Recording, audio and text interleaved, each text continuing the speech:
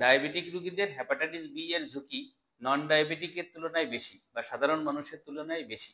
Diabetes যাদের আছে তাদের শরীরের রোগ প্রতিরোধ ক্ষমতা কমে যায়, অর্থাৎ ইমিউনো সিস্টেমটা দুর্বল হয়ে যায়। যার কারণে কোনোভাবে যদি একবার হেপাটাইটিস বি ভাইরাসটা শরীরে প্রবেশ করে তাহলে সেটা এলিমিনেট হওয়ার সম্ভাবনা কম থাকে এবং এই বি ভাইরাসটা ক্রনিসিটি ডেভেলপ করে, অর্থাৎ বি ভাইরাসটা শরীরে অনেকদিন দীর্ঘস্থায়ী থেকে যাওয়ার সম্ভাবনা বেশি থাকে। সেক্ষেত্রে লিভারের ক্ষতি করতে পারে বেশি।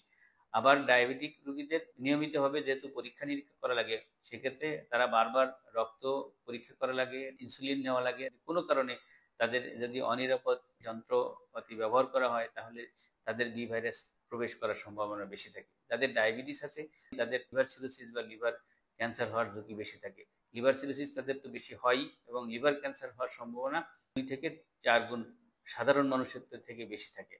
এবং একবার যাদের লিভারের সমস্যা হয় তাদের ডায়াবেটিসের কন্ট্রোল করাও কঠিন হয়ে পড়ে। সুতরাং ডায়াবেটিস যাদের আছে তাদের অবশ্যই হেপাটাইটিস বি ভাইরাসের টিকা নিয়ে নিতে হবে। প্রতি বছর একবার হলেও বি ভাইরাসের HbS টেস্ট করে দেখতে হবে। আর তাদের নিজস্ব যে ইনসুলিন পেন, সুই বা ল্যান্সেট এগুলো নিরাপদভাবে, অর্থাৎ নিজেরটা নিজেরই ব্যবহার করতে হবে। কোনোভাবে এটা শেয়ার করা যাবে না। আর অল্প দামি ভ্যাকসিন, হেপাটাইটিস বি ভাইরাসের ভ্যাকসিন আপনার লিভারকে নিরাপদ করে তুলতে পারে।